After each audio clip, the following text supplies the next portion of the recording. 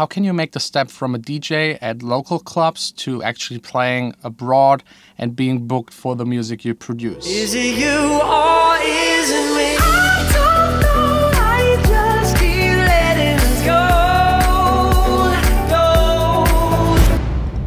go. Hey guys, good morning. It's Sunday. Usually on Sundays I try to make something chilled and relaxed. But I got this last final warning from the tax office and I got it actually a while ago and neglected taking care of it.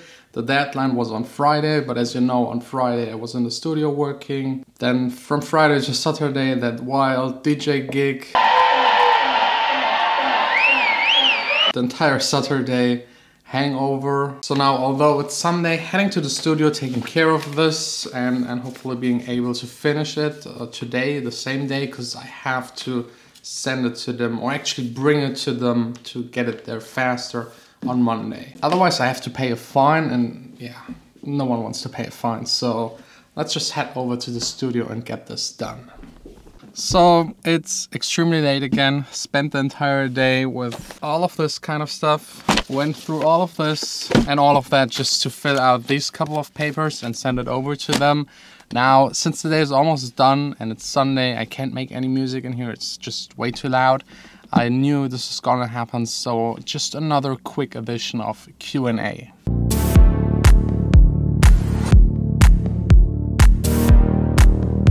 First question is by Max. How can you make the step from a DJ at local clubs to actually playing abroad and being booked for the music you produce? It's actually very simple but very indirect. So there is no way to play DJ gigs and one day being booked all over the world. You have to produce nowadays. There is no way around it. There are just a couple of DJs left that only do DJ gigs and do not produce at all. Sven Feth is one of the very famous examples. But he started back in the days where it was actually still like separate. There were good DJs, good producers, and it wasn't like a mix, a weird mix that no one understands like it is today. So if you want to be booked and actually play like concerts where you're the main attraction, everyone in the crowd is looking towards you, everyone is singing your songs, you just play your own productions, you have to have a huge hit. There's no other way around it. The next question is how I actually organize and sort all of my music. For that, let me show you. These are all of my old CDs. I already showed them to you 2 days ago. But anyways, that's how I sort everything since I started DJing with CDs. I still do the same in the computer. I put the month on here and just have all of the tracks that I buy within that 1 month in one folder. And then do the next folder for another month and also put the year on there. So here are some old ones from November 07, October 07.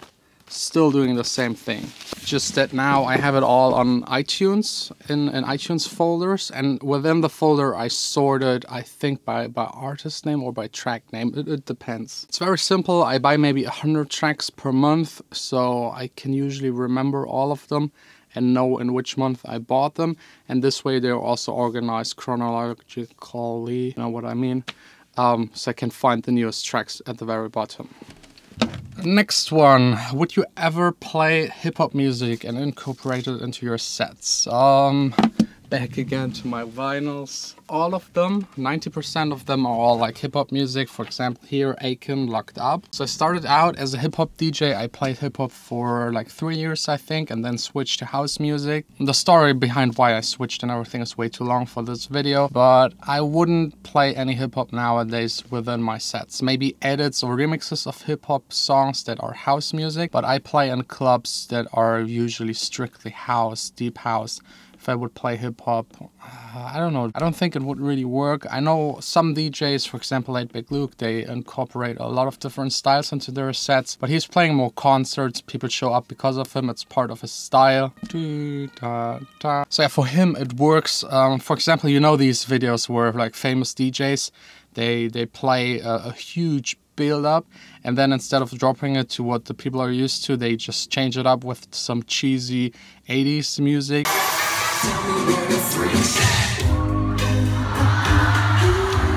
It's fun, it's a joke. If I would do the same thing in the clubs where I play, people wouldn't really laugh. They would just think I'm stupid. You can do these kind of things if you have that kind of standing. If you don't have it, just don't do it. Just do a normal, good job and you're fine and you're way more likely to play there again. Next up, a question a lot of people ask me is what DJ equipment to get first. I would highly suggest you to first up, just download a software. Rekordbox by Pioneer, Serato, and there are like DJ apps, small apps that emulate DJing just within the computer. Try it out and see if it's any fun for you, beat matching, mixing songs. You can do it with the mouse. It's not the best feeling, but just try it out before you buy any equipment. And then I'd say the next step is actually to buy a controller, like those all-in-one things. Pioneer has some, they are very inexpensive, and also I think Denon and some other companies. And that equipment is perfect to just start out. You have a sync button just in case you mess up, you can press it. It's very mobile, you can take it to any birthday party, small clubs, just plug it in. DJ, sound quality is fine, no one will complain. And if you know how to DJ with these controllers, it's easy to switch to the big CDJs 2000 that most clubs have nowadays as a club standard. And that's also what I'm DJing with. I don't even have that equipment here. I don't need it. I don't need to train beat matching. I did it for like 15 years. So I just go to the club with my USB stick, headphones. That's pretty much it. So my DJ equipment, USB stick, headphones. What should you do if nobody's dancing? If nobody's dancing, and yes, that happens, then just switch up the music, try out different tracks and see where the people start dancing. If you're booked as a hardcore techno DJ to a pop house club, then that's already the mistake. There's no way to get them dance. Just don't take that booking. It's wise up front to decide if that booking makes sense. You can ruin with a bad booking more than you will ever gain. Forget about that money, because if your DJ name is connected with club that is empty and nobody's dancing, just don't do it. I also don't take bookings where I know that the club isn't really working, where I know there's a high chance that it actually doesn't get full because they don't do their promotion right. But if it still happens, and it can happen, that you play in a club and it just doesn't get full, don't be frustrated. It's normally not your fault. But if it ever happens that you play in front of too little people to really get a vibe and get people dancing, just do your thing. Just don't be irritated by not having that many people in front of you. When I played at the Prukoville Festival, there were like 5 or 6 people. I still just played my usual set. There's nothing else you can do. If it's full and nobody's dancing, then you're probably in the wrong club. Next one, prepare your DJ sets or improvise them. I always, as I already told you, I prepare like 3 folders, like beginning, mid, end, and have like some safe backup songs in there just in case I get too wasted or I forget what to play next, so I have a place to go back to and find something. But I actually almost never use it. I just improvise. I just listen to the track that is playing and think of a track that could go next, that fits from the style, from the vibe, from the tempo. Or do I need to switch it up because I now played enough tracks that are like really fast paced in building it up? I need to slow it down again, not to get the people too exhausted. These are all the thoughts that I have like while DJing. Maybe I will do an entire video like while DJing, trying to explain what I do. And I know a lot of big superstar DJs, actually almost all of them, they prepare their sets. If they just have 30 minutes to play, they need to plan in advance which songs to play, how long to actually play them, because they have to fit so many tracks by their friends into their sets to promote them. Of course, also their own songs. And then it also has to be synced up with the light show and the fireworks and everything that is surrounded by these superstar DJs. They don't have a lot of control. And I honestly don't know how I feel about it. Yes, the show is important, but I think the music should be fitted to the moment and to the people and not prepared in advance, because you never know what happens. Anyways, let me know what you think about pre-prepared DJ sets and those huge money-making festivals. Next one is funny. How to get laid as a DJ. Yeah, to be honest, that doesn't actually happen that often, or less often than you might think. If you play heavy techno music, there are anyways not that many girls in the club. If you play more pop music, yes, there are some girls. Some of them approach you, but usually just to ask for their favorite song. And then you have to disappoint them because you're not playing that crap. And as a DJ that is just starting out, you're usually the first one at the club and the last one leaving. So there is no taking any girl with you or going with them anywhere. And if you're a big famous DJ, you go to the club, play 2 hours, leave, catch your next flight to the next gig. So there is actually no time in between. I think those DJs that do it for the money, the fame, for the drinks and the girls, they actually don't get far. So yeah, they're maybe happy playing locally, hooking up with some girls, and actually don't care that much about music. Next one, how to actually know if you should take the booking. What about people scamming you, not paying you? That unfortunately happens. It doesn't happen that often, but it happens. So if I DJ for someone that I don't know and I don't have any connection to them, someone random just writing me an email, could you please play in France for me?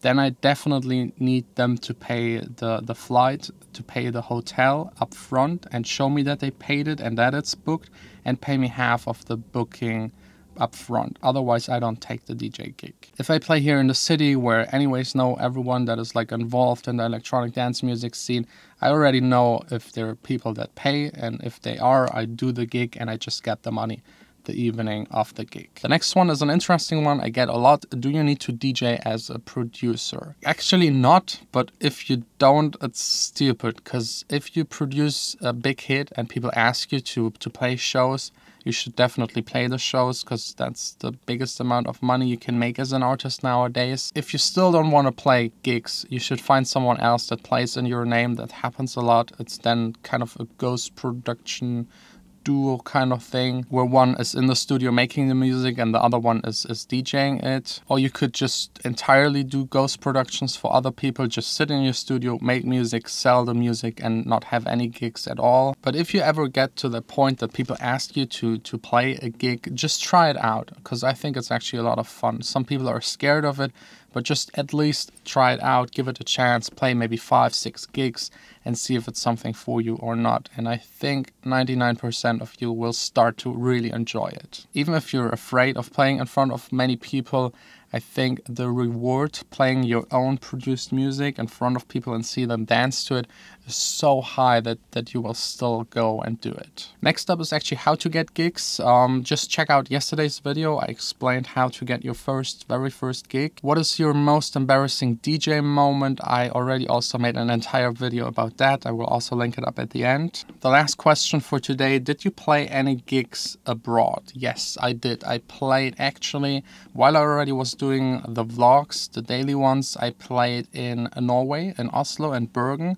I will also link up that video. It's actually quite fun to see me tour, fly there. The view from the airplane landing in Bergen was one of the most amazing things I ever saw. You definitely have to check that out. And I think it's a quite interesting video to see that tour life, like really airplane landing, DJing, airplane landing, DJing, airplane landing.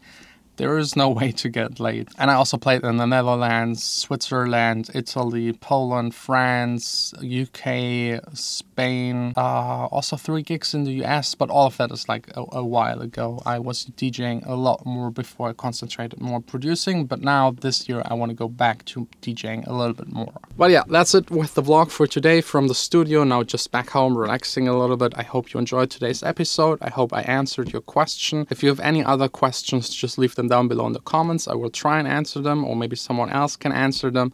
And don't forget to check out the Norway tour video. It's really good.